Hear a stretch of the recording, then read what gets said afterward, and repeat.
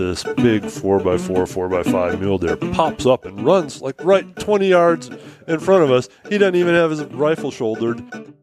Day 3 or day 4, where you really are becoming something different if you're hunting steady every day, especially like when y'all are talking about camped out, and it's a whole nother world, man. It changes you for sure. The group as a whole was like, let's get that stove going and let's dry out some gear because it's been nasty for 3-4 days now. The wind was blowing so hard it flipped a 12-horse trailer. I'm here. It's August. This is Backcountry Hunters and Anglers Podcast and Blast. It's Hal Herring. It's August, 11th, 12th, something like that. I'm up here in Montana with Timm from Seek Outside. You'd know him best by that, but we've been doing a little fishing, wandering around up here and showing Kevin some of this part of the country. He's on his way down to Bozeman and in parts unknown.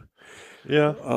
Both of us failed to make a huge trip in August this year, which is what we've been talking about, leaving us to really hit our own country for a while. Right. So, Kevin, where are you coming from? Well, how do you mean where I'm coming from? Where were you before you were here?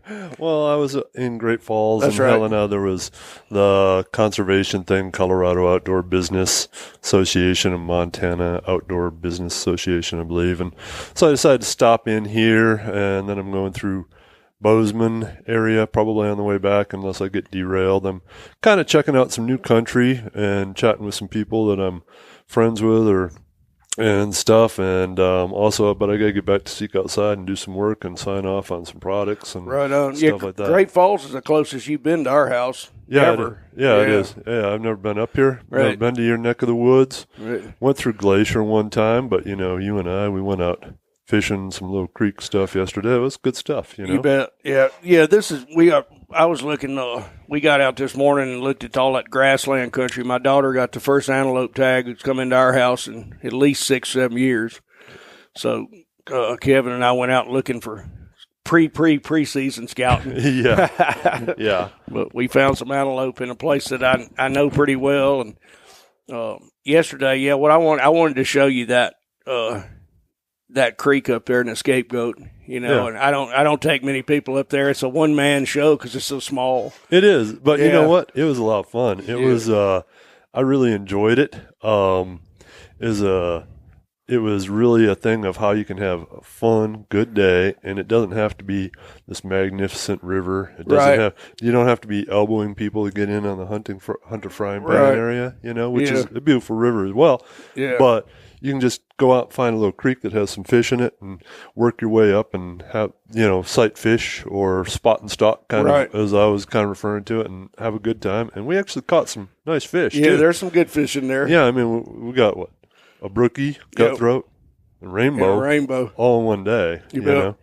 And that rainbow, if I'd have caught that as a kid, because that kind of little stream fishing was really kind of my first thing in the outdoors, probably my first passion when I was like 10, 12. Yeah, me too, buddy. little brook trout and stuff like that.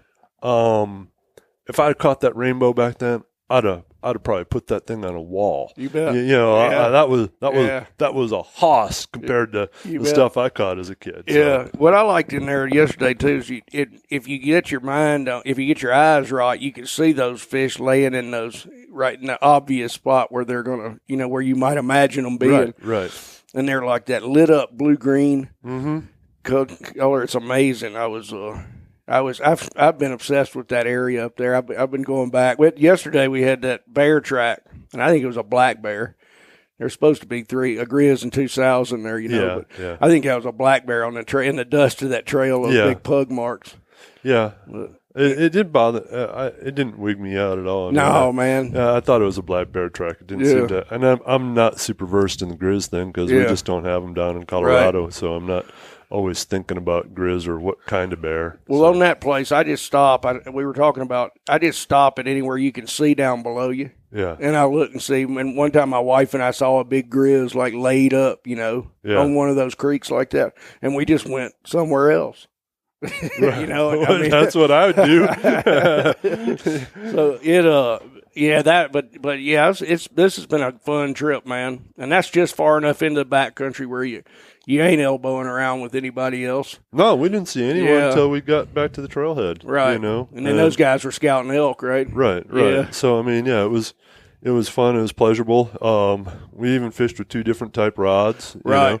I had the Tenkara rig. You had your. Yep. I was going to tell you yesterday, and I'd forgotten about this. I broke the first Tenkara that anybody ever handed me. Oh yeah. Yeah, within like 45 minutes. Really? Yeah, I just did it wrong. I reached up too high on the rod trying to get this Dolly Varden up in Alaska, and snapped it right off. Well, I mean, they aren't a super beefy rod. No, but you had it though. It worked. Oh yeah, it was cool. No, yeah. But there was some times that I kind of was looking at your setup and was like, oh, I wish I had a little more reach of the traditional fly rod, or I wish I could just reel in my extra line and go on up the creek instead of wrapping it around my hand or whatever, you know. Yeah, it's an elegant thing though. The presentation for those dry flies in that little thing, that worked good for that. Oh, it did. It did. I mean, and setting the hook, those things set the hook. I couldn't believe it. So when I was fishing that same country, they were short striking these big foam hoppers. Mm-hmm. It wouldn't take them really. Yeah. So I went to a caddis, and then yesterday everything you touched hooked. Yeah. And I could not. It doesn't do that with the regular fly rod. I promise. Yeah. I think that has to do with the flex in the rod, and it almost sets it gently itself. You know, it's like we were talking about yesterday. It reminded me of a set line, a limb line for catfish. Right. And when that catfish takes it, the limb does it just works. Right. Yeah. I mean, I didn't miss a whole lot. Oh man. And that was polar opposite to my fishing in that area very recently. Yeah. Everything I was missing, I could see them. They would roll on it, and I was missing them all. Yeah. That was a good trip, man. The Scapegoat Wilderness Part 2 is I mean, you just got that big country, and it's yawning out there. If you go through it, you come out down by Ovando and Lincoln. Yeah, that is big country. Big country. It's big, and I love. It's kind of funny because it's like two different approaches. Like, part of me loves to go see new country, right? Like, I like to go somewhere I've never been before, throw a pack on my back, and go in and just.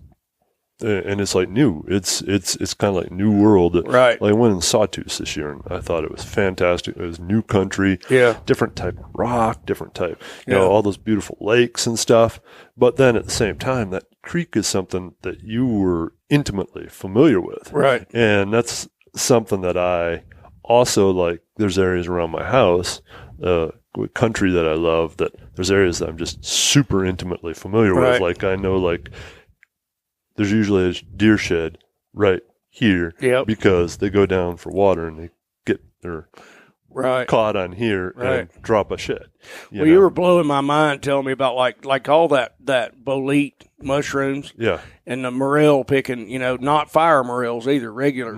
And you have like an encyclopedic knowledge of where all of them are and what time, at what year, what weather, and what date they'll start showing up, Right. It's like... that's cool. And some of that's just familiarity of getting out there and doing it and following it around and kind of having your success. And like in the morel thing, I probably go out and I have like 20 little pockets to check. And I kind of know that these come in first, these next. And if these have been in, then you go over here. And it's like, and this year I tried to avoid that country as much as possible because it's just a distraction to me and I wanted to do other things. And I knew I'd go out there and I'd just start doing my little treasure hunt and get all distracted. The Easter hunt, Easter egg hunt sucks you in every time. Like if there's a bunch of morels somewhere, everything stops until we got them. I don't need more morels. I got freezer full. I'm stashed above my freezer, dried ones. I gave away a bunch of morels last year and stuff. So, although this is a good year for boletes, and I found a few boletes before coming up this way. So I just remembered that I do know what we don't have boletes that I know of, but I do know what a porcini is because we've bought them. Right. But I've never found them in the wild. Yeah. Yeah. they have to have certain conditions. It seems like they don't always seem prevalent every year. Mm-hmm. But you get the right conditions, and boy, like I said, I've literally had a 90-liter backpack full of them, and I wasn't even going out for boletes that day. Right. I was going out to do a mountain, and I just kept running into them, going up through the timber, and it was, well, may as well just throw it in my pack. Right. This kind of gift ain't coming back anytime soon. Right, exactly. Yeah. So, well, when we were talking about it yesterday, and then we started out today, so you came out of central Wisconsin fishing small creeks, right? Mm-hmm. Yeah, I did. It was like, so yesterday was like really back to my roots, back to what got me into outdoors. Yeah. And did you pick that up on your own? As a kid? Yeah. I don't really know. I like that story about them smelt y'all got. Oh, yeah, I'm not going to repeat that one, though. But a whole garbage bag full of smelt, I mean, that's not a small thing. No, it was. Yeah. That was in Illinois. But, yeah, I think, as far as how I got into that stuff, I honestly think it was probably my uncle. My uncle, I visited him when I was in Wisconsin earlier this year on the way to the Boundary Waters, and I realized, he would like to sit down and shoot the shit about guns, talk about fishing. He did backpacking. He did trips to Alaska. He did 2-week trips in the Boundary Waters. He was showing me all these old slides that he pulled off and put on his. And I honestly think that was probably the impetus for me. Gotcha, right. My grandma, I lived with my grandma, she was real old, so that wasn't going to be her gig. And my real dad wasn't around that often. And I think that had to have probably been it. And I just didn't really realize that he probably had a lot of influence on my getting out. Yeah.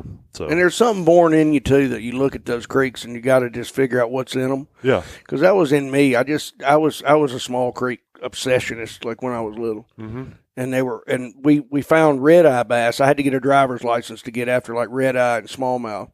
But before that, there were largemouth big ones in places in tiny creeks. And all you had to do, if you spent enough time, you'd find them eventually. Well, I probably also had it's like I didn't have a driver's license. I'm 10 years old. So the only water I could reach were tiny little creeks. I couldn't go to the big rivers, unless I wanted to really pedal my bike, long ways. So, you make do with what you have. And then you become like an incredible student of that. Mm-hmm. I mean, one of the things that my mother used to go to some antique store way off in Rogersville, Alabama. Mm-hmm. And she would drop me off at Wheeler Dam, and I was probably 10. And you're there. That's it. You got bait. You got some tackle. Yeah. But you're there until 5 in the afternoon. It's 7:38 in the morning. Yep. Sooner or later, you're going to figure out what's biting, where it's at, how to catch it. Right. Because there's let's say you're a little kid. You can't get in the car and leave if you get bored. Right. And you're not going to hitchhike. You're not going to hitchhike. Yeah. And we always call it. There was always something to catch. Right. If you stayed at it and watched carefully. Right. Yeah. And I think we mentioned this yesterday, and yesterday reminded me of that fly fishing book, Curtis Creek Manifesto. Yeah.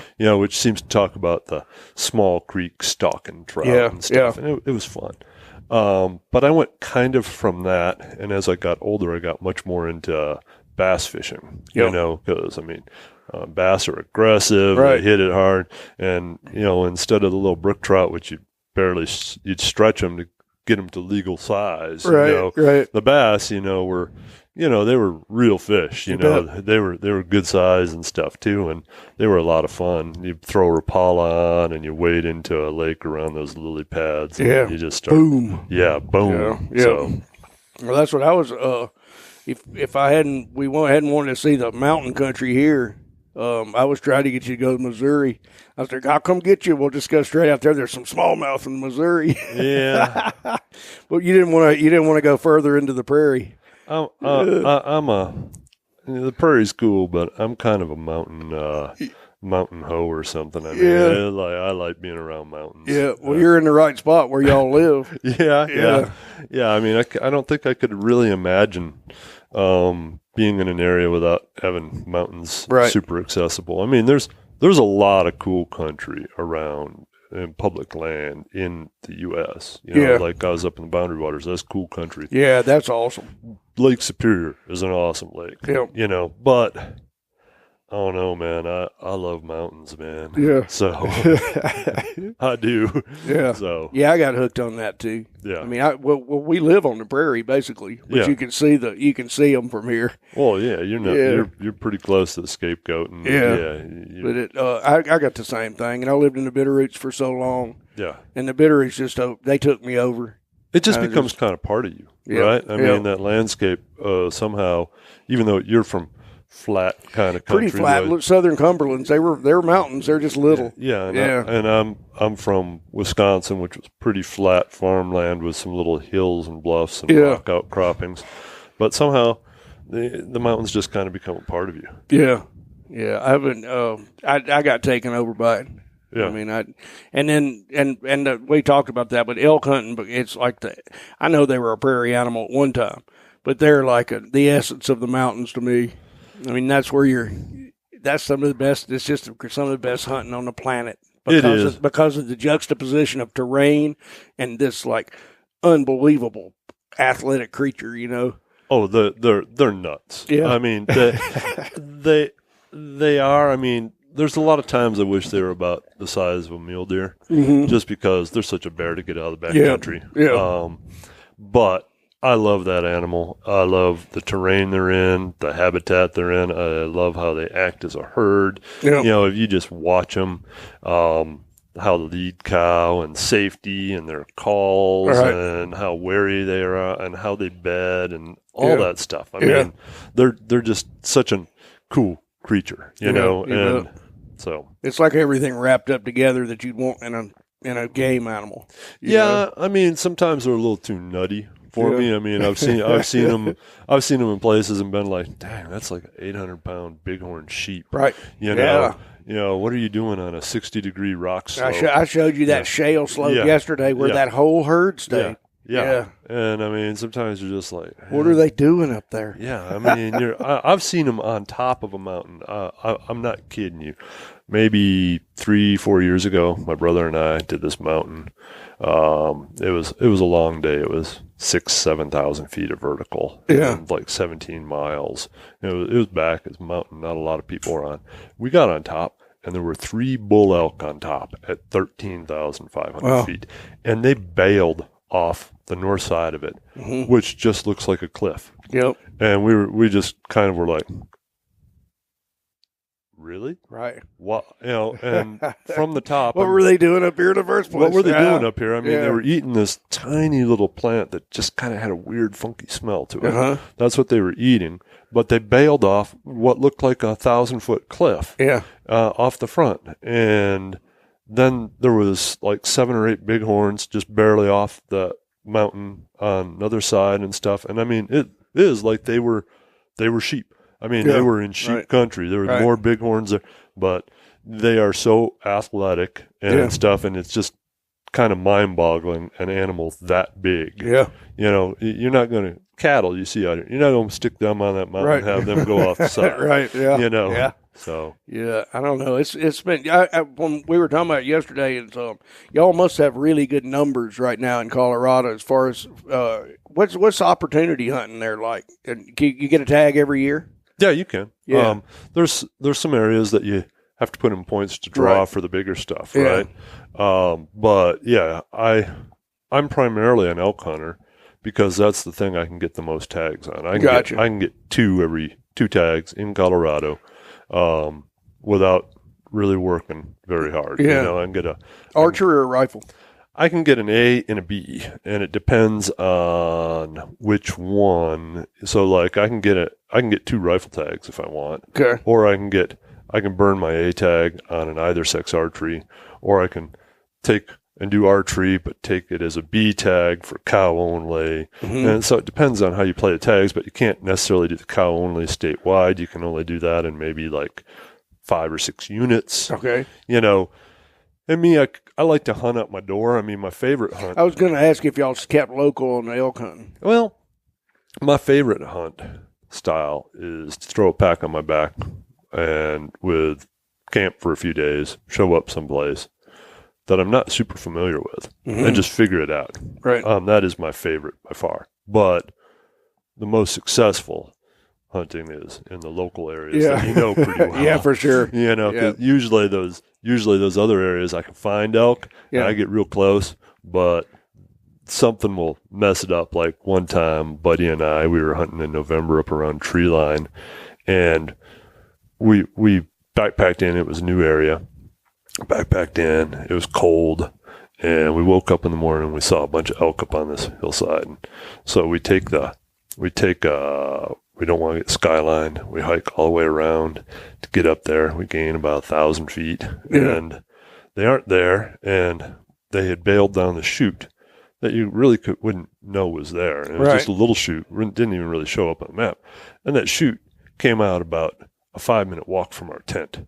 So oh man, we could have seen them. Yeah. And if we'd have known, we could have just walked over to the bottom of that chute. Right. And, or left one guy down there. Yeah. And left one guy down there and one guy goes up. And the likelihood is they'd have come right out that chute by your tent and you'd have been like, this is, that was easy. You know, easier than usual, you know, but still good, you know, and you would feel incredible, like, reward because it was still a thing where we showed up in an area we hadn't hunted. I mean, I'd looked at a couple photos online, but I'd mainly looked at the photos on 14er's site of just the mountains around there. Yeah. And then with the map, and I was like, I think elk are going to be in this area.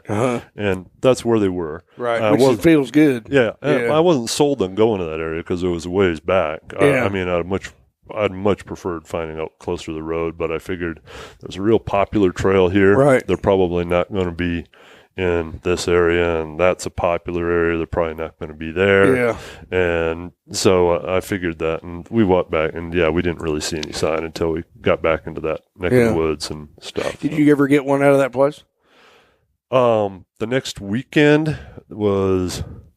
We went back, and that was the frozen trigger that I told you about. Gotcha. When it was snowing and blowing, and it went from being like no snow on the ground to waist high over the weekend. Woo. And then we got a cow, and we ended up skiing it out on a sled, which that was cool. That was one of the easiest pack outs I've ever had. So you quartered it and put it on the sled? Yeah, we quartered it. We actually kept the pelt, the whole thing. Right we took the whole pelt off and quartered it and took every little thing we could. I mean, there wasn't much left there for the birds to go over, and put it on the sled. And it was just a crappy old sled. And I had skis, and I mean, the snow was literally like waist deep at that time. Yeah. And my buddy got behind it with a rope so it wouldn't go too fast downhill. But it was like an old road that was closed. Yeah. So it wasn't super steep. Gotcha. And so it was manageable with the sled getting it down, but it was like 0 degrees, blowing sideways and stuff. It wasn't a pleasant day. Yeah. So. Tell me, we're that frozen trigger thing. So that happened to me too. Yeah. And that was it. Same thing. And we were wading. My son was with me, and we were wading in order to cut off some elk. There's a migration path, and they were actually moving that day. I mean, you're definitely going to hunt it, right? Yeah. Really bad conditions, but it's like it's happening. Yeah. And so there was no way we weren't going down this real steep stuff and then and cut around and cut this migration path off. They had to come into this valley. And we waded that snow. It's the same thing. And it was cold powder snow. And at some point it sifted down either behind the safety or somehow and freeze thawed. It froze my trigger absolutely rock solid. I had a cow at 50 feet or something. Right. And I was jerking on that trigger and it wouldn't, nothing. It never fired. That's what happened. The day before we got that cow, we were tracking them in the snow. And powder snow, right? Powder snow. Yep. It was only maybe shin to knee deep at that time. Yeah. It was blowing sideways, probably like 10 degrees. And we tracked them, and we got to where they were bedded. We could see them stirring a little bit. And my buddy got ready to he couldn't take a shot. Right. the trigger just was frozen up. I mean, I think snow had gotten in behind there, and somehow, Yeah, I never figured it out. One of the outfitter guys here, he said it's happened to them like twice in 10 years. Yeah. But I would love it if somebody would tell me what's going on and how you what do you close off to keep that from happening? Right. I mean, I think you must have to have some sort of trigger or something wrapped around your trigger. Around the action. Yeah, right. around the action. Right. Like maybe you could take like a big piece of Velcro or a sock and a Velcro or something to wrap around there just to keep it a little cleaner. And if it's deep snow like that, right. And it's not a thing of that it's going to happen all the time. It's just one of those things that powdery snow that's blowing around and can get into stuff, real cold conditions. So and I was doing that safari carry, and I think I love that, especially like when we were hunting back in the days when we got more deer tags, and you kind of walk deer up. Yeah, that safari carry is awesome, and it's awesome for all day walking. However, I think it rode against my body and freeze thawed, like the body heat under my coat was freeze thawing it in there, and I think in deep powder snow, I would have rather had the rifle on my shoulder. That could happen because, I mean, think about it. I mean, when it's 10 and blowing sideways, your primary concern is keeping yourself warm. That's right. You're wearing maybe heavy gloves, heavy jacket. You might be tossing gloves into your jacket. You might be keeping water in your jacket to keep it from, that from for freezing sure as well. Yeah, we had to get them out of the packs. The water bottles had to come out of the packs. Yeah. So, I mean, and you're not really thinking like, oh, I better keep my gun action clean. And plus, stuff. you're falling down a lot. You are. Yeah. I mean, you can bite it, and take a little ride as Flail it down. Yeah. So do y'all have? I know early season down there is pretty balmy, right? Like when you're archery hunting, but you're at high altitude. Yeah. I mean. We're probably colder than you guys most of the time. Yeah, because you're so much higher. Just because of the high altitude. Yeah. And although, I mean, I wouldn't say we're super high. We're at 72 at our house. But that's your house, right? Yeah, but most of the time I'm hunting 10 to 12,000 feet, somewhere in there. And the elk, generally, they seem to create a gap in their range real quick. That once they know they're pressured, they're either going to safe places on private land, or they're going up in high little hidey holes and in dark timber and things like that. Right. And most of the action that I've done with elk hunting has been real close to timberline, Gotcha. 1,000 feet. I've even had times where I've been chasing them. I took our neighbor kid on his first backcountry hunt a couple of years ago, and we were chasing him above timberline. Yeah. And that was just it was a whole lot of fun. I bet. But it wasn't productive. Yeah. Right. Right. Other than the fun factor. Sure. It was, but they could see you too. It was too easy to bust you. Well, what happened was we camped at about timberline, and we saw some elk above timberline the night before. Not super far from our camp. They're probably like 1,200 yards, right? Yeah. The next morning, we went over there. We could see them. We were watching them. And there was a bull that we heard bugling down below us in the drainage below us. Yeah. And then we were just kind of waiting for things to develop. We could have shot into that drainage, been fine. Or we were seeing maybe those elk were going to work into that. That was kind of what our thought was. But it was the opening day of first rifle, and someone fired from at Elk Cross on a different mountain, but it gets in those canyons and just kind of sounds super loud. It spooked those elk, and they started acting spooky, and we never got eyes on the bull that was down below us. Yeah. So we decided we better make a move and try to close up on those guys. So we bailed down that drainage, came across onto above tree line on the other side, chasing them, and they would get to we would get close enough to them, and at that time they were spooky. They were running both ways. There was kind of shots going off opening day on different mountains, echoing, and I knew where they were wanting to go. They were wanting to go to this hidey hole that there's no way I would ever want to pack one out of, and and we run and we'd get close and we'd get down and we'd try to catch our breath so we could put a good shot on, and then they'd be too far. And we just kept doing that. We did it for about an hour and a half, and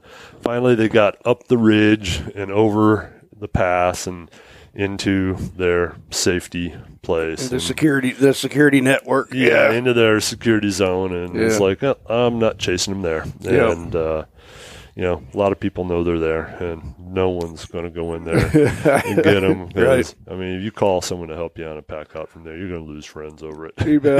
Right. They'll help you pack out of respect for the animal. Yeah. But they're going to lose respect for you. Right. They're going to say, they sell burger down at Walmart. Yeah. Sure. I know it's not as good as elk meat, but it's better than this. Sure. I got friends who don't call me to do this too. Yeah. Well, they used to say, you bring your knife and fork. Yeah. And just start eating. Yeah. Or carry some wood over there and start making jerky as much as you can. Right. Right. Yeah, we had those in that part of the Bitterroot I was telling you about, the Sapphire side. There was all this dog hair. There was there were many places that even I was like in my late 20s at that time, and I learned quick enough. It's like you don't go. Yeah. It's like that's not that one's not really viable. It's too far. It's too down in that black timber underneath. You just can't get them out. There is a way to do that, and I learned from a guy who was a guide last year, because a primary area by my house that I've hunted quite a bit, and it's been pretty successful, but I know where they hide on this backside, and it's real steep. I mean, it's veggie belay stuff, and it drops down about 2,000 feet of just nasty timber, and then it's cliffed out. So there is no, there's not a way down that route. Right. So I never go after them over there at all. Yeah. And this guy and his girlfriend, he's a guide, and he was just doing his own hunt. And I talked to him, and he'd been hunting for like 6 days, not seen one elk. And he finally decided that he was just going to go down. Go where they're at. But he wasn't going to hunt it. Yeah. I don't think he even took a rifle down there. Gotcha. He just went moseying around down there and basically rooted him out, and got him to go spend a little time elsewhere where it was reasonable to get, and that could be an effective thing to go root him out. Yeah, I could see that. And yesterday we ran into that guy and his kids, they were just glassing. All he wanted to do, he'd been watching elk. He was all on fire. I noticed he had an Elk Foundation tag. Oh, he did? Yeah, on his big truck and stuff. But he was obsessed with elk, I could tell. Yeah. And that was really cool, and I know he mentioned that basin that I was talking about. Yeah. And that thing has grown up since the 1988 fire, and it is completely jackstrawed, right, with big lodgepole things and with big lodgepole trunks, and they're about anywhere from knee to neck high, jackpotted in there, crisscross with that regen grown up through it. And that place is it. I've hunted elk in there. My son and his partner went in there, and you can hear them banging through that deadfall. And you could conceivably get somewhere when you kill one, but that place would be one among the places that I avoid simply because of the pack out. Right. That jackpot in there, you'd have to do some climbing with your pack just to make a mile. Yeah. There's times there that's just, the effort, and it's like you're going to waste an animal. You could, right. But just while I'm sitting here talking about it, I was just remembering there's a hillside above it that's bare, and I bet you that ridge connects somewhere else. I was just working out in my mind, because that place it's very attractive. I know they're there. Yeah. I don't know, man. This has been 27 years now for me of like the biggest adventure ever is following those damn animals around. I love following those guys. But there's other, like yesterday was a cool, fun day. Yep. And elk hunting is a special thing that you really have to put some effort into. And if you're not from the West, your opportunity for it. There's going to take some effort. Yeah. Where there's other things that are something that almost anyone can do. Right. You know, like I haven't seen the episode. I know that Ranella did a episode on like Kentucky squirrels or something. Oh, yeah. Right. You know, that's something that anyone can do just about anywhere. I've got a podcast scheduled with a friend in Kentucky, too, who does hunt elk on those reclaimed coal mine country. But they're also deep. They're like neck deep in squirrel, small game, all of that. And I grew up doing that. And I think Bill Heavey or somebody, it might have been Eddie Nickens at Field and Stream, said he had a quote in there from somebody in a squirrel hunting story. Yeah. He said, "You show me a really great squirrel hunter, and I'll show you a real hunter." And it's true. I would back that up a little bit for my thing and say, show me a great small game hunter that hunts with a 22, and I'll show you a great, Oh yeah. Yeah. Because with a shotgun, when we went to shotguns on squirrels and stuff, the skill level required for it goes down. The meat in the pot goes up. Yeah. Yeah. But at 22 long rifle, or even at 22 short in the woods with squirrel hunting or rabbit hunting with a dog, where you'll stay and the rabbit will actually come by very slowly, way ahead of the dog. Oh yeah. Yeah. So I mean that's some. It's not on a par with hunting bugling bulls. But it certainly, if it's what you got, it's way up there. Yeah. The bugling bulls and the elk hunting. I mean, I don't think there's very many things that compare to it. Right. And personally, I feel like when I'm in the elk woods, actually hunting elk, that I have to be so much more attentive of everything. That for whatever reason, I have these senses. And we all have senses we could use all the time. But just human nature maybe turns off a lot of them. Yeah. Like I don't walk through the woods smelling that much, Right. But during elk season, oh yeah, I do. Right. Likewise, I do care if the breeze changes just slightly. Yeah, for sure. And I do care if I hear a little stick break. Right. And I do care if it's been sunny and hot or rainy, and what the weather patterns are doing a lot more, other than just like, I'm going to get wet today. Right. I care about it because that gives me all kind of clues of where they could be, what they're eating, what kind of terrain they're going to want to be in.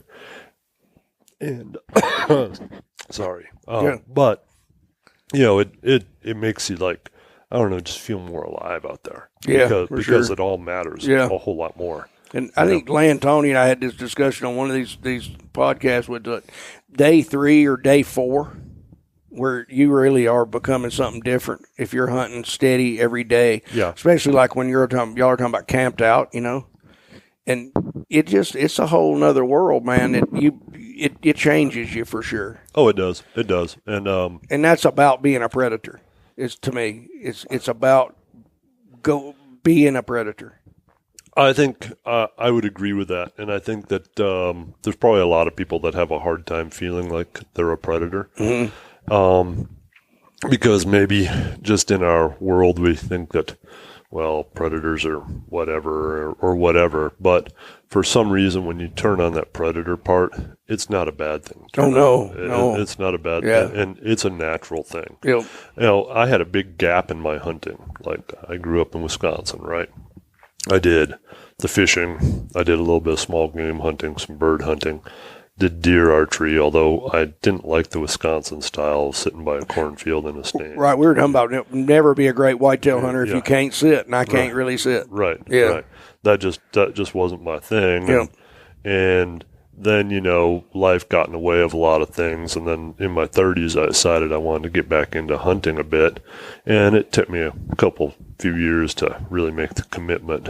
But when I did, I was kind of wondering, like, what is it going to feel like?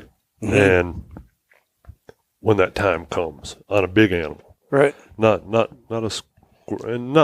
that squirrels I should have less respect. Right, I know they're sentient beings too. They want to do their thing. I know what you mean. Right, though. right. Yeah. But at the same time, I so love elk and mule deer and the just love them as creatures. Yeah. And I wondered, like, what's going to happen when it comes time to do? And I was like, man, it felt like what I'm supposed to do.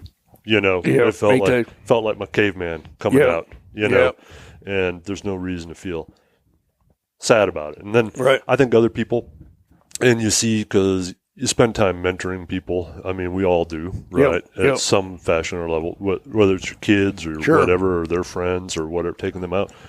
And you also wonder, like, what's it going to be like cutting something up? You know? Right. Is this going to be gross? Am I going to be like, oh, this is icky, this is too much like biology class? Yeah. And it's like, no, it comes back down to it's one of those things that it feels like something you're supposed to do. You bet. It just, if some people think, there's some people that aren't fond of hunting and they think that makes me a bad person, so be it. Right. You know, but maybe they're not in touch with that part of themselves. They may not be, and they may never been exposed to it in a positive way, too. And mostly, one of my sisters doesn't understand hunting at all. Right. And she's come to accept it completely. Mm-hmm. But she doesn't get it, and she loves animals and loves wildlife and stuff like that. And she's a environmental aware and all conservationist, but she just doesn't get it. It never worked. My daughter, I was really worried. I wasn't worried about it because she wanted to hunt so much, but I wanted to make sure that shot was the right shot and that it killed that animal versus having some, like where you got to track them down and I didn't want her first experience with that, and it worked out. Was her first experience last year? Yeah, she got her. Well, we hunted the year before and never quite closed the deal. That's exactly the same as Eli. Yeah. So I have two sons. Yeah. I have Mr. Good Life. Mountain biking in 7 states or whatever. Yeah. Mr. Mountain Biking. He's not even 18 yet, and he's killed 4 or 5 elk. He's had a cactus buck. He's mountain biking, and skiing one day, mountain biking the next. And his dad, Mr. Good Life. Yeah, that's his nickname. I remember when I met you, too, in Alaska, that he was doing the long-range shooting. Yeah. He's definitely living it good. Yeah. He's a good kid too. Yeah. And then I have Eli, who Eli's pretty Mr. Good Life as well, right? But Eli, unlike Owen, Mr. Good Life, who he was really wanting to hunt, right? I mean, he was preparing for it before he was 12. Yeah. Before he was like, I want to do this. I want to. Yeah, my son too. Eli was just kind of like, I can't, and Eli's got a really, he's a really good kid, but he's a real soft, tender, caring, so I wondered how that was going to work for him, and his first year he didn't get a shot at something, and then last year, the story is a little funny, especially his take on it. Is we were hunting mule deer, and I was wondering like how he was going to do on that, right? Okay. And so I was a little worried. Like I didn't know if he had the killer instinct in him. And the last thing I wanted was for him to wound something and to have to chase it, and all that, because it's a bad experience. You bet. Right? It's tough even when you're a grown man and have done it a bunch before. Right. So it's tough. It just doesn't feel right on your soul. Right. So I didn't want that to happen, and I didn't know if he had the thing to pull the trigger or not. And it was okay. I mean, I told him before, like, hey, you get there and you decide that it doesn't feel like something you want to do. It's fine. And so we were hiking, and I was like, this drainage looks like it's pretty good for mule deer. And he's like, okay. I was like, we should sit down in class. And literally, we sat down. As we were sitting down, this big 4x4, 4x5 mule deer pops up and runs like right 20 yards in front of us. He doesn't even have his rifle shouldered at that moment, you know? Because we're just getting ready to sit down in class, and he takes off. He's like after it, tracking it. I was like, he's got this. He's got this for some reason. Like, it just, in his mind, he's like, oh yeah, I'm after that. And so we didn't get that one. Hunted a few more days, and we went up on top of this little mesa, and It was early in the morning. He's got school and stuff, so you're trying to work in school Oh, and all no, that man. stuff. We live in it. Yep. Yeah. And we saw what looked like some deer down a few hundred yards away, so we kind of like ran off the side of the mesa through some trees when we got down there, and we saw this doe and then another doe, and then we saw a buck. And, the grass was too tall, and so he had to use a tree, and it was a close shot. And I was like, if you feel good, it's up to you. It's totally up to you if you feel good. And like 2 seconds later, the deer just drops. Sweet. And, go over there. So it was good, quick, clean kill. Right. Go over there and, see how he feels, right? And he's like, oh, I feel totally fine. That was good. He's like, the only thing I feel bad about was he was really getting ready to get going with that doe there. And I feel kind of bad about that. Yeah. But like the killing of the deer, no, that wasn't an issue. The interruption of the love. Yeah, the interruption of courtship. Yeah. So that's awesome. Well, I don't think you ever experience it like alone as a grown person, like watching them set up, like you're talking about that grass is too high. Yeah. That happened to us over and over. And my daughter was best. She doesn't do it now. She shoots from kneeling. Mm-hmm. And she uses the 3-point, like the Jeff Cooper Art of the Rifle kneeling stance, which is an awesome book, by the way, if you give it to a kid who's starting with riflery. It's a real thin book. It's just photographs of rifle repositions. Okay. It's called The Art of the Rifle. She had looked at that, but prone, that grass was always wrong. Yeah. No matter what. And I had really pushed prone because it's so stable and because we're out in the prairie where it wasn't. Well, once we got in the mountains, the grass was too tall. Yeah. And so I just watching all that, it's been an education for me. It's intense. And I have incredible respect for people, which I don't do like I should, who teach hunter education and who take unknown kids and expose them and show them how to hunt. Yeah. I think that's an incredible thing. I've had my own kids. I've done that. It's very selfless. It is selfless. Angie does a lot of that. Well, that would be your wife. Yeah. She doesn't do the hunter ed, but she takes a lot of people hunting that I'm kind of like, I wouldn't have the patience to take them hunting. I'm too jealous of my own time. Yeah. I am too. Yeah. And I've taken my kids, I've taken their friends, I'll take me some too. other, some of my friends maybe, but, just someone, especially someone that maybe I think, it doesn't look like you're putting in the work or something. Right. But I was so nervous too with my son's friends, a couple of them who I just don't. I mean, I know they come from a different background and everything, and and we were doing private land. I was thinking, oh no, what if they blow it? I'm like you are totally responsible. Right. And it worked out fine. Yeah, there is that responsibility part and stuff too. You hit on something a second ago. I think maybe we should talk about with shooting positions and stuff a little bit more. Like this morning we were talking about that it's good to practice like how it's going to be in the field. Right. So like I know my sons are both big prone shooters, right? Mm-hmm. They go out in the yard with the pellet gun and have a little ring thing. Yeah, we do too. And they shoot prone and stuff like that.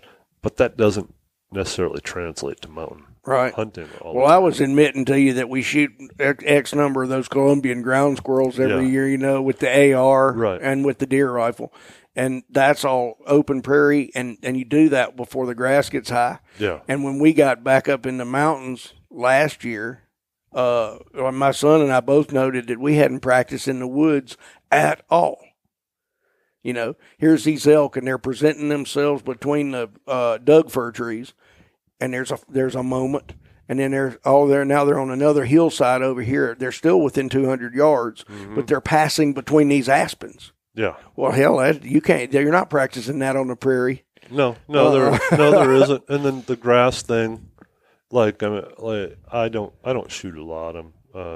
I basically sight in and make sure that I'm on and that I'm comfortable with it and stuff. But I do go to field positions as soon as, and I usually go for the field positions that I found I'm going to probably be using in the mountains, which is going to mean that grass is probably too tall. I'm going to be shooting off a pack. Right. And I might be bracing myself against a tree. Right. And stuff like that. So I do some of that just to sanity check that. I think I use the trees 80% of the time. Mm-hmm. It's 3 fingers around a branch or something, and then a rifle in between thumb and forefinger. Yeah. I think that's my go-to. Yeah.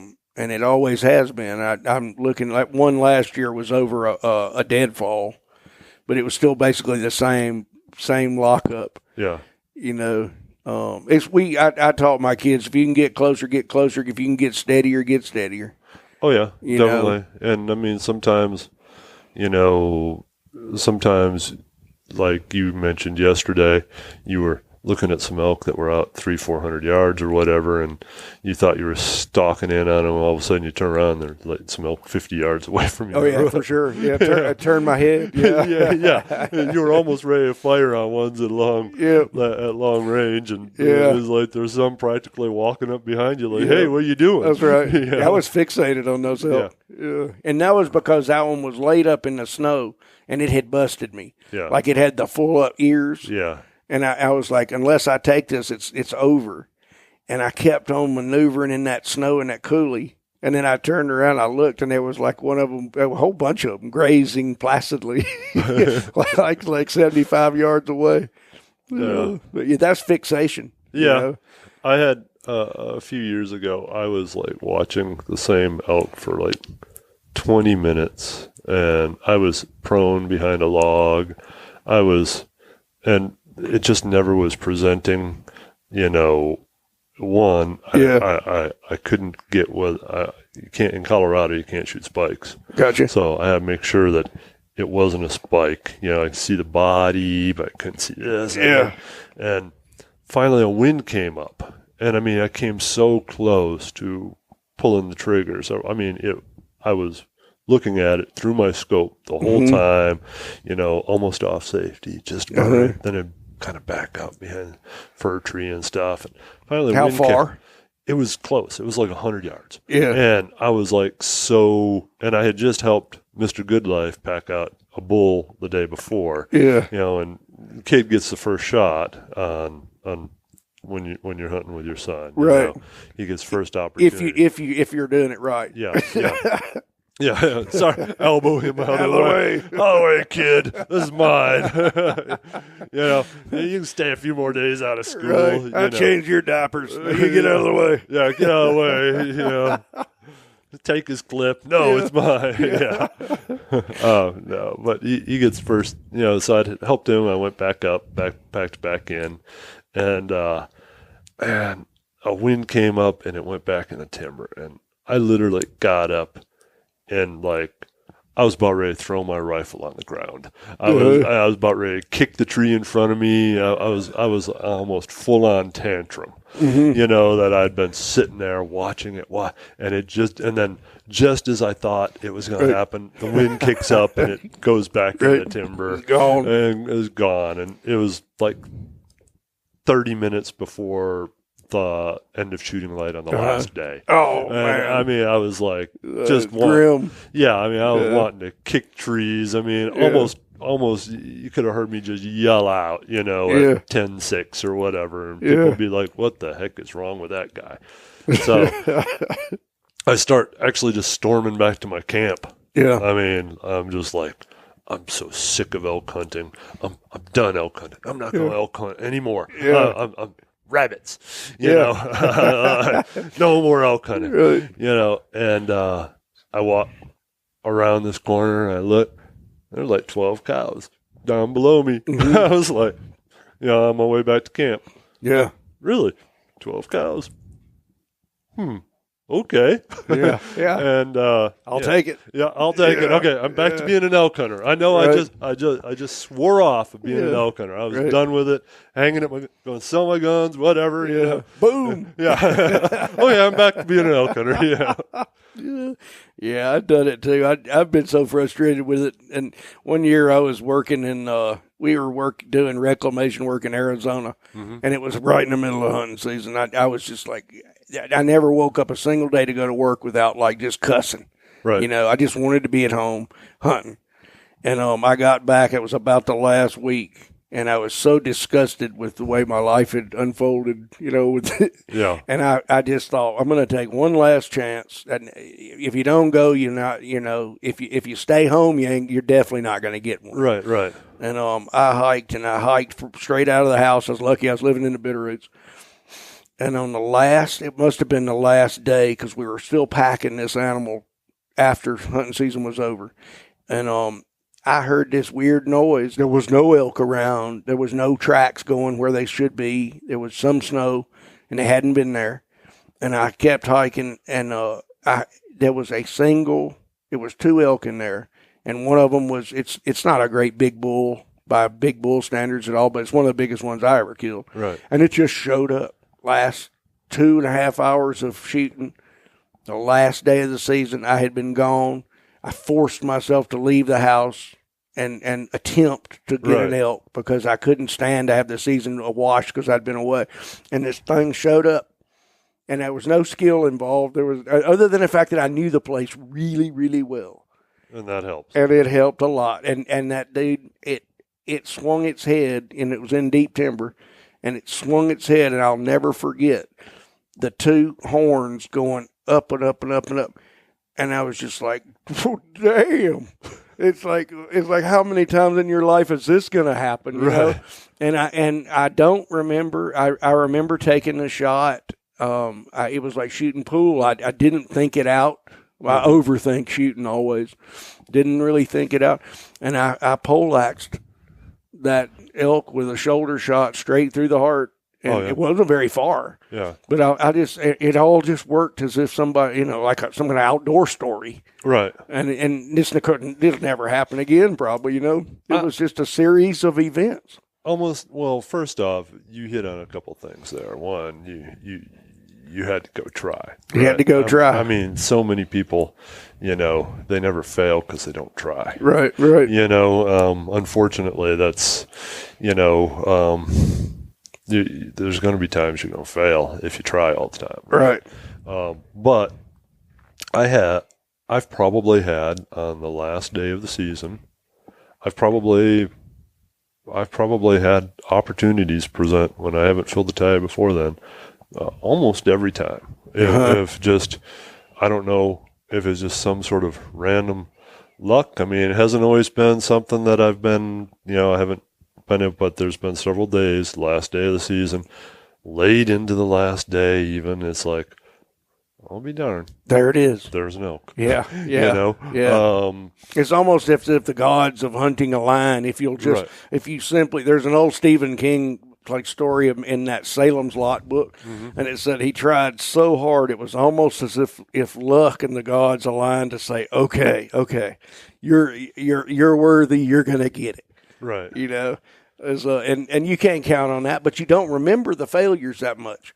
Like that time I ran into that bull, I remember that like it was like this morning, right? Right. But there's been many a final week of walking and blowing snow where it didn't connect too. Yeah, I was like I told you yesterday when that horse trailer, we got back to that. We had a cow we packed out, but that horse trailer was blown over. Yeah. The wind was blowing so hard it flipped a 12-horse trailer. And we came out that time, and that was the last days of the season. Yeah. And we had just relentlessly hunted. We were like not going to give up, you know. Well, you know, there's a thing for not giving up.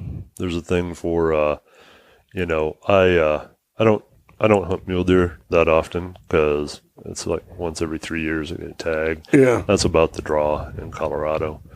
And a few years ago I was hunting mule deer and I'd already got an elk and I was determined I was going to take a nice mule deer. I'd seen some real nice mule deer.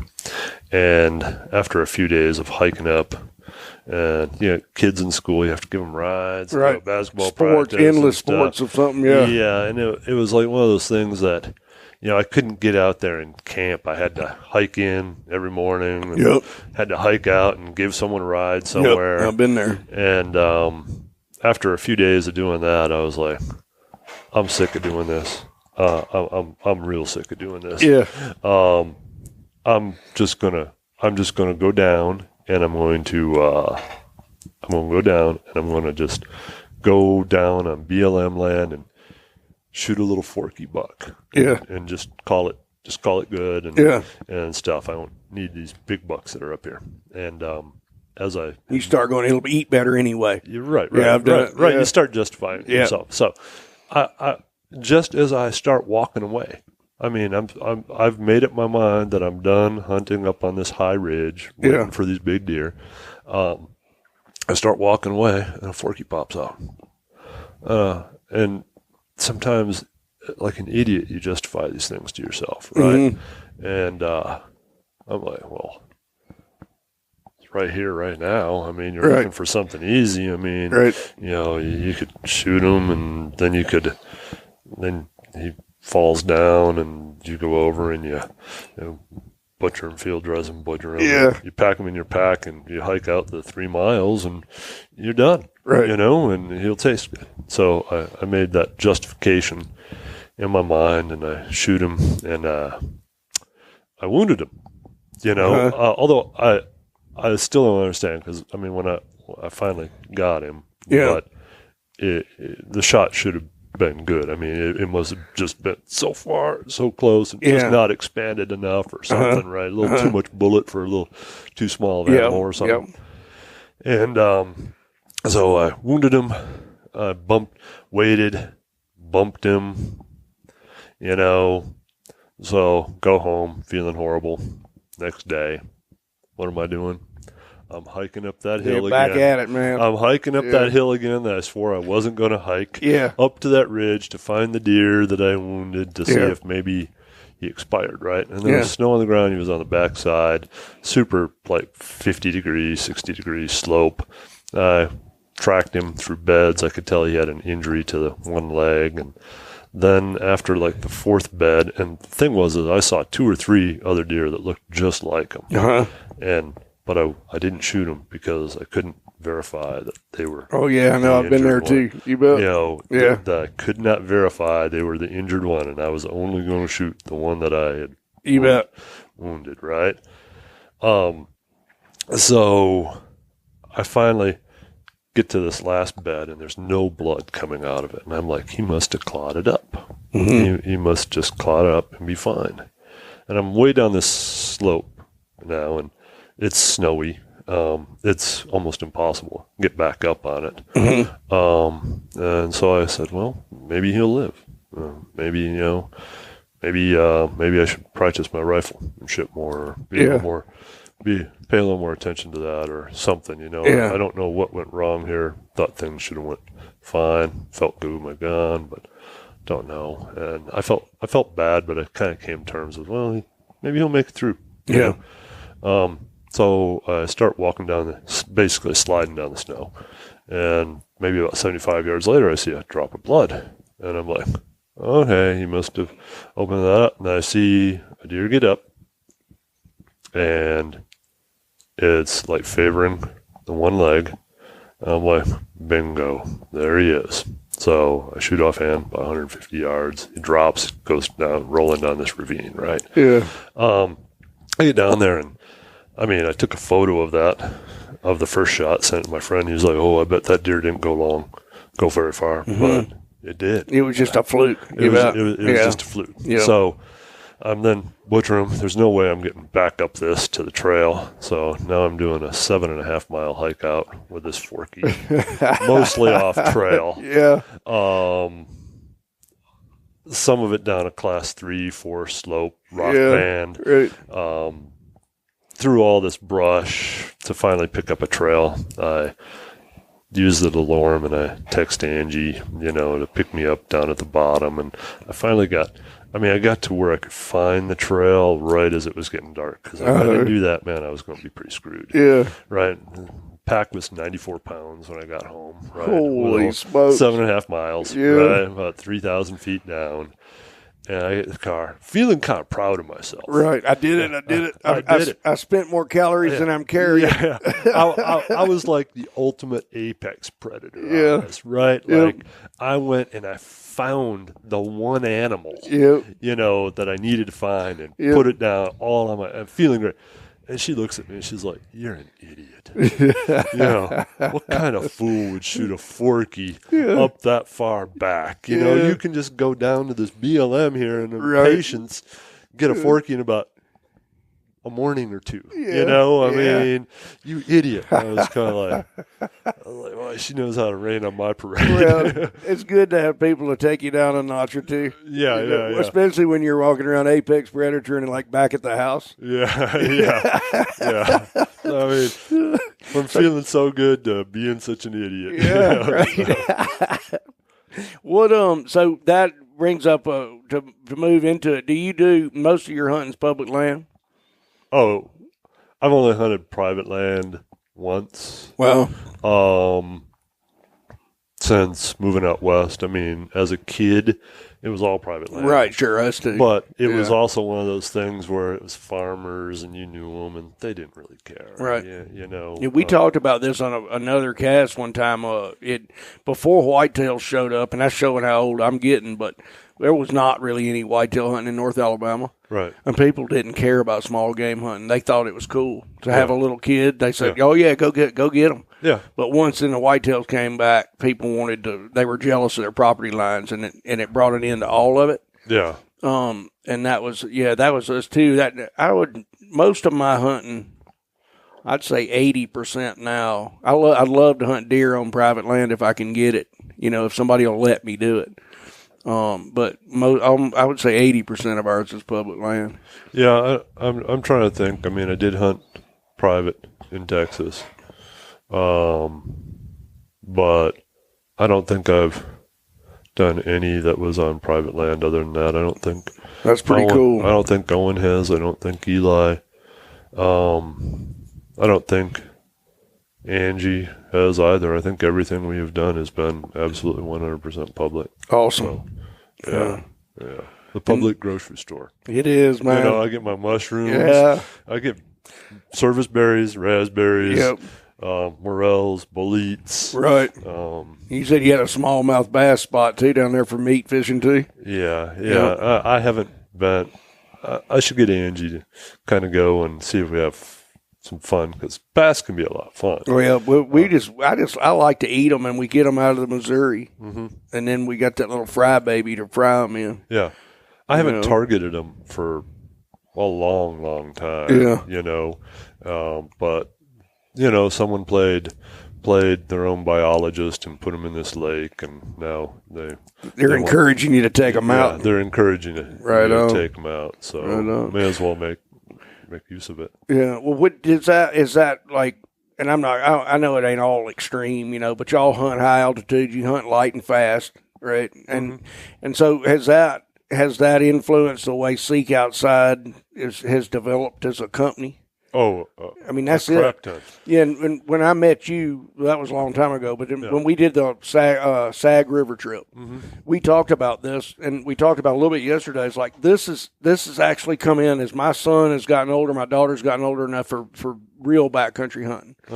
This whole thing has dovetailed with y'all's company. Like the interests, our interests were the same. What we're doing is hunting that place, if we don't have horses, right, that's a little bit beyond where everybody else will go. And it's a little bit shy of where the outfitters are running their clients with big pack strings. Yeah. And so it has to be kind of light and fast. It's just fascinating to me that this has all come up in the last 15 years. Yeah, I mean, we did it before that, but the idea that you could take one of your Seek Outside tents with a stove, have something you could dry your gear out. Yeah, that's big. Totally different, man. That's big, especially once you get in the Mountain West shoulder seasons. Yeah, because I mean, you can have beautiful days in November, and you can have 18 inches of snow happen on you, and you don't really know. They have weather forecasts, but if you're doing a 5-day hunt Up high. Up high. Yeah. Yeah. Well, that storm we were in yesterday that came in and was so loud. Yeah. That didn't happen down here. It's only 15 miles away. Right. My favorite picture when we did the Sag River trip is my son putting his hands toward the Seek Outside tent when y'all had all that willow wood burning. Oh God! And it was in that snow. That was ridiculous. It was. I mean, that was a trip of a lifetime. Yeah. We had a lot of fun. We got our butts kicked by that snow, by that weather. And I really wish my son would have came along because I think Mr. Good Life and your son's got a pretty good life too. Yeah, he does. Yeah, Harold. He's doing pretty good. I think they'd get along pretty well. Yep. They could be a good times pair or something. Yeah. But that was an awesome trip. But there was somewhere in there where we hadn't been running the stove. The weather had been kind of nasty, but we hadn't really been doing that. We've been making little fires or whatever. And all of a sudden, the group as a whole was like, let's get that stove going and let's try out some gear because it's been nasty for 3-4 days now, and it ain't drying out by itself. Yeah, it's not. And you guys took and you filled that tent up with willow to where Manny and we couldn't even get in the tent. We had to remove wood to get in there, and then you could say we were highly motivated. Yeah, you were highly motivated, and Manny, he was funny too. He was like, hey, Kevin, I'll make you a deal. If you let me sleep in your tent, I'll run the stove for you and stuff. And I was like, okay, come on, move on in. Yeah. You're like, I'm freezing out here, man. I was like, move in, Manny. Keep feeding that stove. Yeah. Welcome to Casa Cimarron. Yeah. But that was a great trip. I just and that's I knew about y'all's gear before that. But that was the first time I'd seen it in action, and it's like I said. Harold ran into the folks in the Scapegoat, and he said the first thing he noticed it was a Seek Outside tent from far away. They were riding horses, and he said I looked down there and there was a Seek Outside tent, and with the stove set up and everything. Well, it's so funny. I mean, first, I'm really proud of what we do, and I think we make really good gear, and I think that it's a game changer in a lot of instances, right? Most people who've stayed in stuff like the Arctic, not necessarily, but in similar weather conditions, they're all like, oh, that's a game changer. That's total game changer. Most people, if they're backpacking in the mountains of Colorado and they have weather like that, they're going to pack up camp and they're going to leave. And bug out. That's right. And they're going to leave, and then they're going to come back in later. And if you're really trying to be successful hunting, you want to be out there just as that weather's changing. Just as it's clearing or just as it's getting bad. And you miss that whole thing because you packed up, you went and got yourself a hotel room and showered and eating pizza. If you're elk hunting the way we elk hunt, if you do that, you're done. It's all luck after that. Yeah. Because the 48 hours after that shit kicker storm that's when you got to be there. Right. Exactly. And if you're there when it happens in the transition, that's prime. That's your moment, it is. And you got to have better gear. You can live with it. I interviewed Ron Mills last week, who's been hunting for 59 years in the backcountry.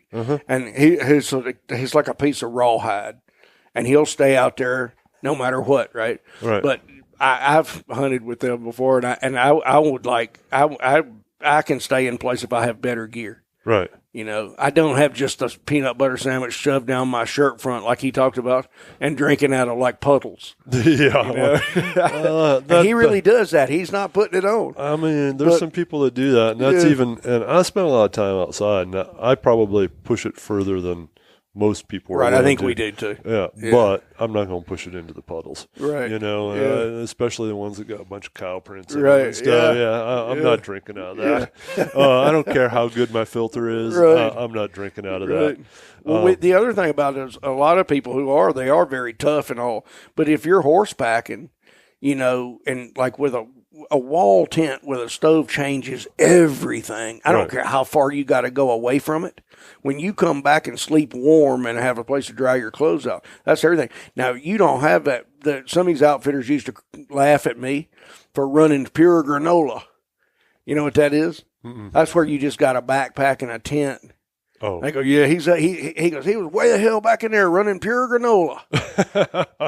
Pure granola. Pure granola. That's funny. That's a backpack hunter to guys who run a pack string. That's funny. Yeah. Pure granola. So I guess I'm pure granola. But you're taking it now. You're morphing it into with the tent. Yeah. You're actually lightening the load of better gear. Right. You know, and I would have, and I love that. It's, and we talk about this a lot about the marriage of mountain biking, say couloir climbing, snow climbing, which you and I both love to do, right? Ice axe and crampons. You're marrying mountaineering, an entire lifestyle outside, right? Which it's not. It's like we said when we come inside, it's an anomaly, right? It's not going out somewhere to do something. That's where we are all the time. When we come inside, it's when it's the anomaly. Yeah, I mean, my Angie will be like, "Why you been inside for like 3-4 days?" Exactly. Usually it's I'm injured. Yeah. I was exactly. like, I didn't tell you, but I strained my Achilles, and I'm just trying to recover for a few days. Right. Yeah. My wife will go, "You must be going crazy." Yeah. But that's actually your pure granola thing. That's actually because there has traditionally been such a divide between the rec and the hook and bullet crowd, right? And I don't think that divide is necessarily necessary. I think they have a lot more in common, than they really than they think they do. It's that they've been marketed to in such ways to be relatively divisive. Divisive is a word, right? Yeah, and it's been divisive marketing, like, well, dude, you're just a granola guy, or well, you're just a whatever, you know. And it's like that isn't. We're outdoor enthusiasts, and we have a lot more power if we say, hey, we got a lot more in common, and we all love this land. Right. And we love it for different reasons. And I mean, like, we haven't taught just hunt. We fished yesterday. Right. We went and looked at antelope this morning. Right. And taught hunting. We talked about elk. Right. And one of the things I was showing you out there was that couloir system where where my son and them were mountain biking down that mini badland. Right. Yeah. And we were talking about mountain bikes. Yeah. And we talked about snow climbing. Yeah.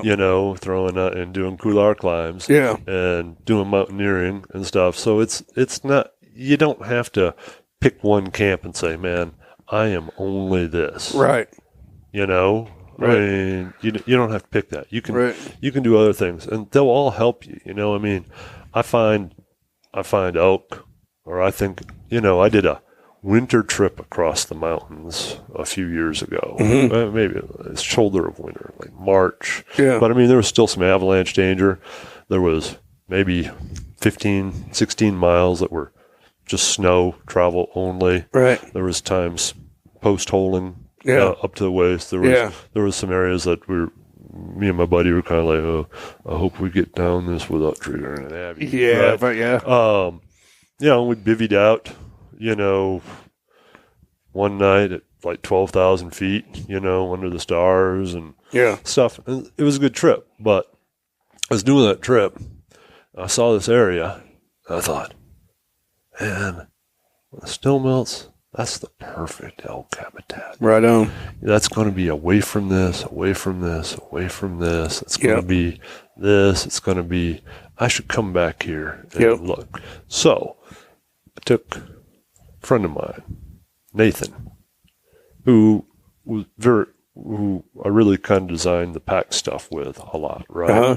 And he works for us now. And took him up there. He was visiting. And I was like, let's go check out this for elk.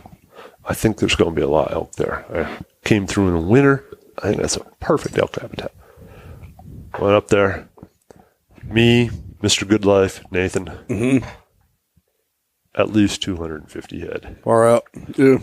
Above timberline, bedded out in the open. Yeah. Talking all day long about this time of year and stuff. I mean, bowls on hillsides. I mean, it was like, wow. It was just cool watch for like 2-3 hours. But I didn't discover that spot because I was just a hunter. Right. Right. I discovered that because I was doing some sort of winter adventure. You bet. that was more recreation based. You bet. Yeah. So. Yeah, last time I was talking to Randy Newberg, and when we came back I had just come back from Snow Survey, which is a long trip into Bob Marshall and skis, and as at the end of that, there were these just really giant bulls, and this was in March, Yeah, and they just don't really like the front country. They move with as permitted. They were post holing in there too. But these guys live in the backcountry, and they don't really. Some of them don't even go to winter range. yeah. But the reason we knew, they were just enormous animals, and they just have their own thing, back in there. And that's how we were learning. I learned something about elk from doing this long ski. Right. That I never thought about before. And once I found one dead back there, a big giant bull. I just didn't want to go to the front country, It was just one of those. It was just kind of like the guys that just don't want to go to the city. Exactly. Like, I've had it. I'm not going to Denver. Yeah. Nope. Yeah. Nope. I'm not going to the mall. I know y'all got them in Colorado. We got these guys when I worked on the ambulance here that live up Mortimer Gulch here, and they're old dudes. Like, they don't ever go to town. Yeah, we have some people like that just and they've been in the woods their whole life. They don't. That's just what they just don't go to town, man. Right. I like it. Yeah, and that's how I felt with watching those big elk back there. Right. I would have never seen that had I not been on skis for that almost a week. Right. That's a long ski trip. It's a long, but they have cabins because you're volunteering with the Forest Service. Oh yeah. So you're not camped out. Oh yeah. Camped out, it'd be really different. Yeah. Because you'd have to dig. We carried a bivy sack, a sleeping bag, and a shovel. Each person carries one item. Yeah. And so if somebody gets hurt, you can go to ground. Yeah, you can go to ground. Yeah, and one time we had 56 inches of snow in there, and it was super, super cold. But that 56 inches of snow is luxury, right? Because I can dig. I've done it before, winter camping. Yeah. You go 56 inches down, you're out of the wind. Yeah. You're insulated. You've done it more than I have in Colorado. Yeah. You can live pretty good. You don't want to spend the whole winter there. Yeah, you can even put a little tarp over it. You tarp it and it's pretty much a shelter at that point. Yeah, right? it's like an igloo. Yeah, it is. So what's the purpose of the snow survey? They go you go in and you have what's called a snow course, and it dates back USGS. They want to know how much irrigation water to expect in the Greenfields Irrigation District down here. So it's really, and they don't have sites. They have snow-tail sites, but in the wilderness you have to ground truth it. Oh, you do? Yeah. And so, okay. I mean, we have a lot of snow-tail sites, and I've never thought about the snow-tail sites being in the wilderness or not, but we don't have that big a section of wilderness. Right. I mean, you guys got, what, about 2 million acres combined between Scapegoat, Bob Marshall, and then... Great Burn. Yeah. And then up to the Badger, which is not declared wilderness, but it's still huge. That goes all the way to Glacier Park. Yeah. Because, I mean, we have, our big one is the Weminuche, but it's only 500,000. Right. But it's still big. You can get lost in there for quite a while. I bet you can. Also, I noticed when I was in Telluride, which I didn't realize how close I was to y'all, but that Sneffels, that place is badass. Oh, Sneffels Lake. Yeah. What's that called? And then there a wilderness right in the middle of that? Well, there's several wildernesses, but you really shouldn't have said how badass it was. Well, what it was, though, it's very difficult to get around in. Like even the hike up there was beautiful and stuff, but I was looking at, it's definitely rock and ice to the max. What time of year were you there? June? That was in May. Late May. Late May. There's a Sneffels Wilderness on the other side. There's Lizard Head. Yeah. There's the they wanted to make another wilderness area. I think White House addition to the Sneffels, which I lived really just on the other side of that wilderness. But the one I probably go in more than anything is the Big Blue Uncompahgre, and that one has some of my favorite real estate on earth. And the Sneffels one's got some really nice real estate and in fact, if you come down my area, I should take you to a couple of those high alpine lakes. Yeah. Fishing. Yeah.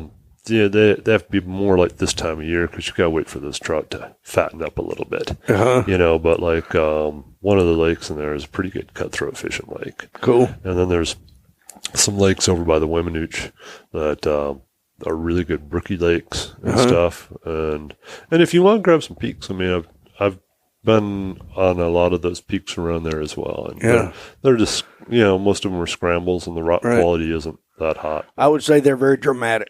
They are very dramatic. I mean, I was looking at all that, and I was wondering how long it would take me of looking at it you'd have to go up there and look at it. Like I started hiking immediately after looking up into that high country, and I didn't actually get up that high, but it's really dramatic. It is, and there's some beautiful areas there, and I've done some probably kind of nutty things there. I've done some probably stupid things there too. Yeah. And when I used to do a lot more peak bagging essentially and trail running, it was like every peak I would get on would like show 3 more peaks that I wanted to get on. I'd be like, okay, that one next. Go home, look at a map, and like, okay, I like that one. That one's over that lake, and I probably can see this big waterfall and stuff as well. So we were talking about that yesterday, and you can't. It is the rock quality's not that good, but that also makes you a better mover.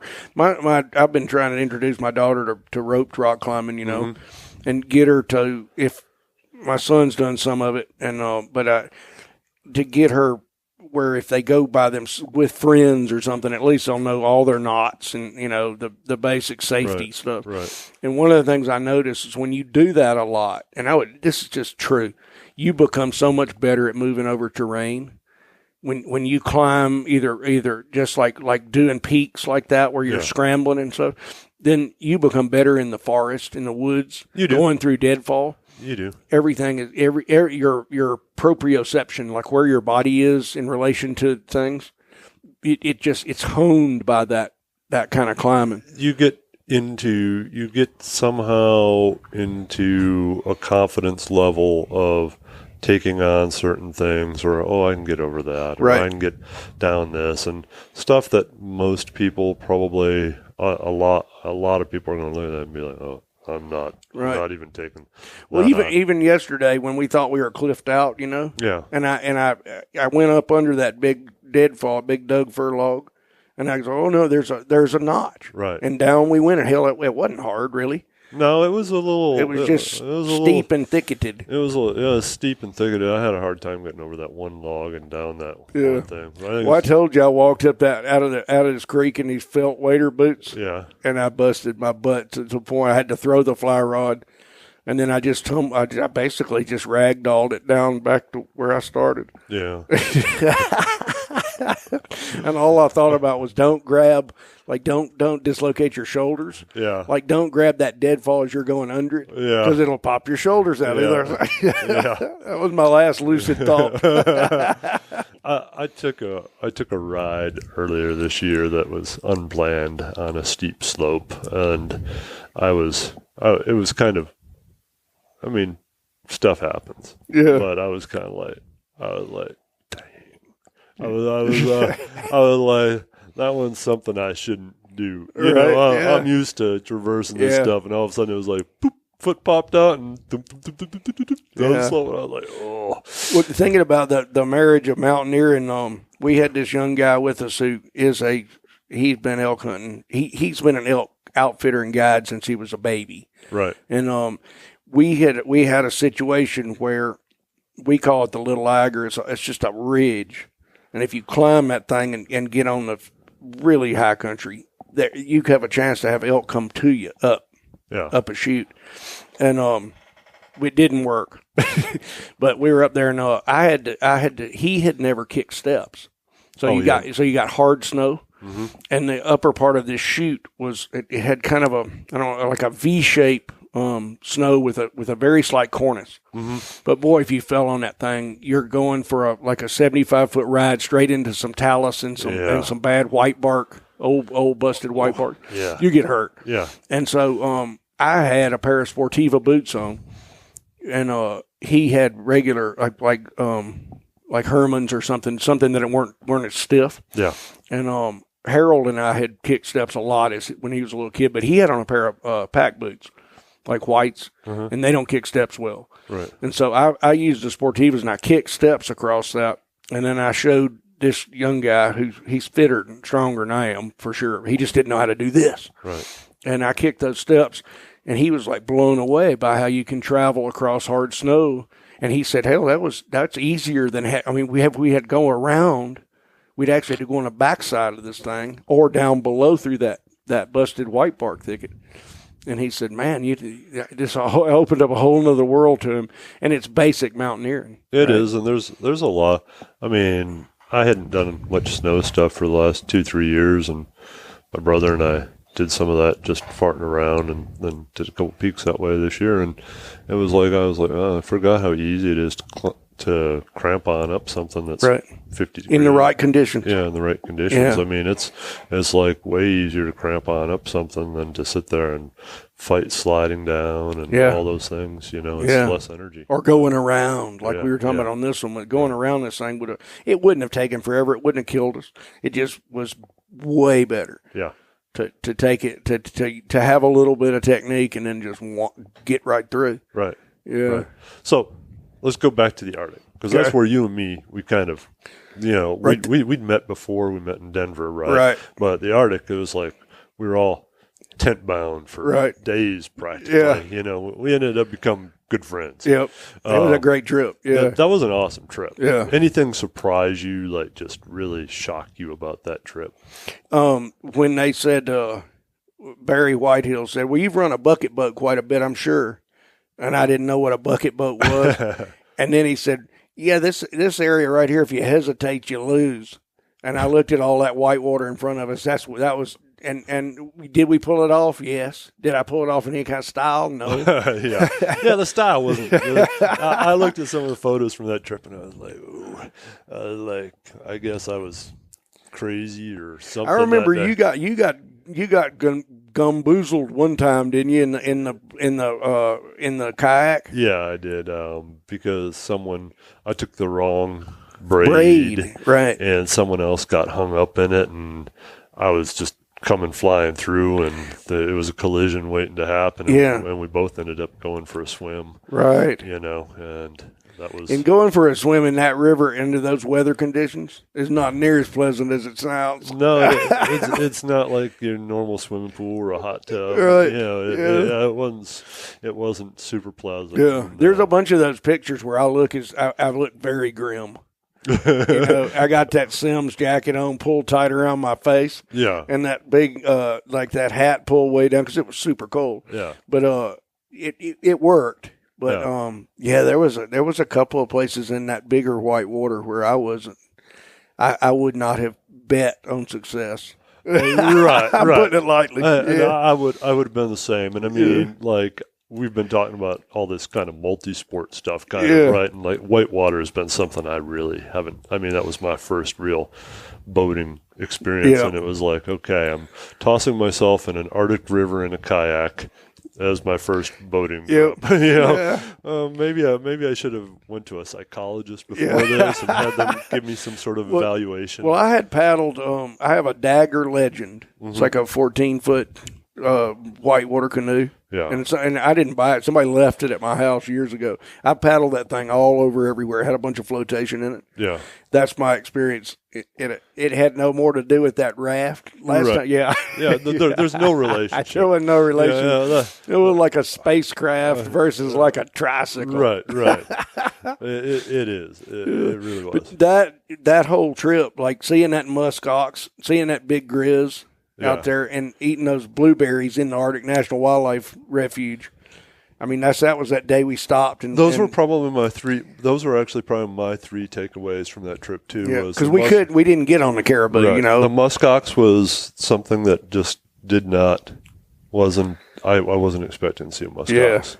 And then the blueberries, that was cool. Just hunting at midnight. And just eating blueberries off the tundra.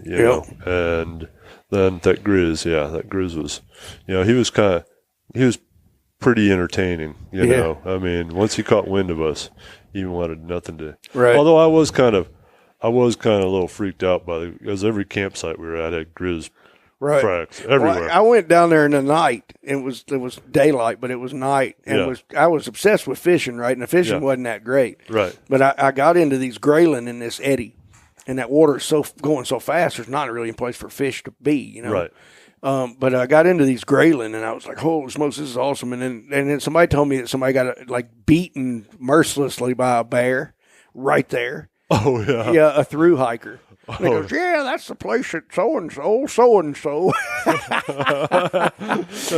And dude, I didn't even, the bear tracks were there, but I didn't even think about it. I was fishing so intently, like I found the fish, you know, and I was catching them, and I didn't think nothing of it. And this boy going, yeah, that's where that through hiker got his ass kicked. But the bear just came up. Yeah, he started whooping his ass. But yeah, that was incredible, and it was. That we stayed in that camp that had been occupied for thousands of years. It had all that artifacts and stuff. Right. That's where I got that one little caribou horn that came out. I brought back that came out of that peat. Yeah. That mud. Mm-hmm. That one skull that Kyla found was pretty impressive. Yeah. It's kind of sad to hear that herd isn't doing that well. Me too, because I wanted to go back and just hang out there. Yeah. With the pack rafts, which I was told, so you could hike your pack raft up, say 8 or 9 miles, hunt up the sag, way up the sag, and then pack your meat out with your pack raft. But I wouldn't go back I would go back just to hang out in the country, but I wouldn't go back to hunt that with the way that herd's declining now. Right, I wouldn't either. And I know, I think that would be a solid plan going, and I know Dick Robertson, I think they use. For sheep hunts up there, they use pack rafts. Cool. And they kind of leader them. Line them. Yeah, that's it. Yeah, with a sag is okay for that. Yeah. I mean, it's pretty broad and pretty unobstructed. Yeah. I just want time. If I go back there, I want more time. I want to hang out and get up in the morning and wander and go to bed. I don't want to think about takeouts or nothing. I need a lot of time. You and I talked so much yesterday that I almost was curious if we're going to be talked out. Right on. The story I started to tell you this morning, I never finished. But when the guy I know that does our stoves, and this is adventure, right? Right. He used to basically make his own pack rafts before pack rafts were available. Okay. And he did 12 trips, I think, to Alaska. And here's how he did them. I asked him, and he said that he would call like Forest Service, and he would try to make sure that they knew he was kind of knowledgeable and pretty familiar with being outside. Okay. And competent. And he'd try to get them to.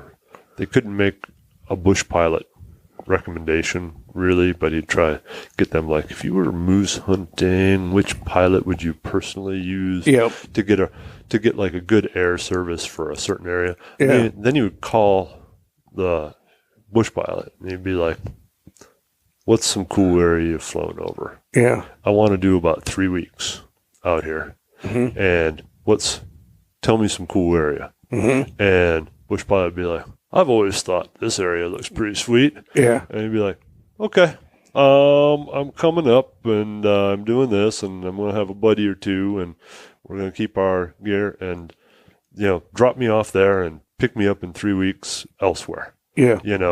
At this stuff. And it was really before GPS and stuff was common and all these things. And I was like, that's adventure. I mean, bet. We've had so many things aid us, and it's good to aid us, right? But at the same time, I mean, I was like just taking some pilot, I mean, he figured it out, get the pilot to give him kind of a reference of a spot, and like, okay, I'm coming up in a boat he probably made himself to be light, and it's awesome. Yeah. That sounds great to me. I mean, that's why I kept on, and I don't know that Nahanni River stuff at all, but I have never lost my obsession with the Nahanni River. Just I don't know whether I cannot remember the name of it.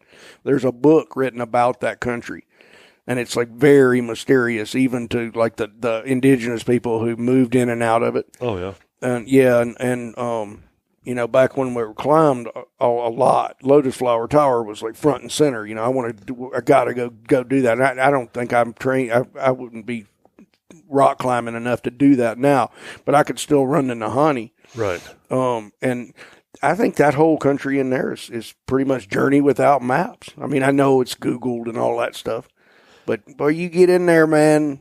Yeah, I mean, you get it. I mean, it's kind of funny because we think about, well, this mountain name, this mountain name, this mountain name, and even when we were up in the Arctic, it didn't seem like White Oak cared what mountain names were. Right, exactly. Yeah, I mean, it was like, right, that's that big mountain over there. Right, right. And you know, he's a big resource as well. Yeah.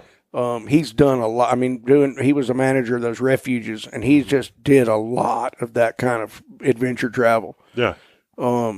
And I'd take his recommendations too. Oh yeah. Although he did a bunch of them, he said he wouldn't do again. Like that like we're kind of just like dangerous, but not really. There wasn't really anything there, you know. Yeah. Yeah. Well, maybe with him, you want to stay on his good side. Yeah. You know, so he'll tell you the good ones. Yeah. So he'll tell you the good ones, right? Not so he's gonna take him like, yeah, I don't really like you today. Yeah. I'll tell you where you ought to go. Yeah. Here's this dangerous one with no. There's real no value. caribou. There's nothing to see. Yeah. Yeah. Well, let's I know you got to get out of here, but let's go do something. I'm not going to take another summer like this one where I don't have an objective, a bigger trip to work towards. This summer I've done a lot locally and I've had a good time, but I need a trip. I did a bunch of writing work. We didn't have our tree work this year, which always takes me out in the woods.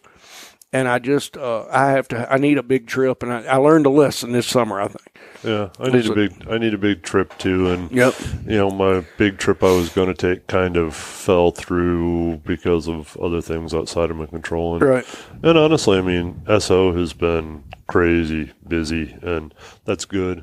I'm proud of that. I'm proud to. Well, y'all are producing something that people want, and they want it because it makes it. It facilitates the kind of stuff we want to do, right? And that's it. I mean, and you can't, you got to be proud of that, man. I mean, you got to be proud of the success of it, and then just figure out how you also get out and do what you want to do. I'm the same way. The writing this summer has been more. I'm grateful, for the work. Yeah, I love the work. But you know, I for the first time in a long time, I had more than I could do. That's kind of SO this year. It's been like, wow, you know, we've been fortunate. We've grown really well. But it was like, wow,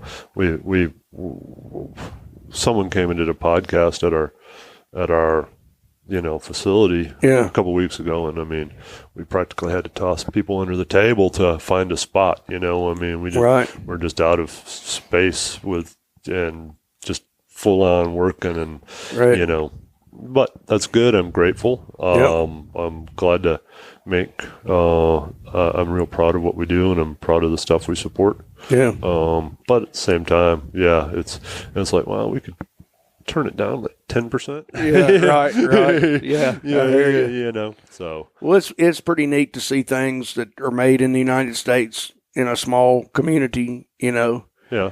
I mean, I just love that idea. Yeah.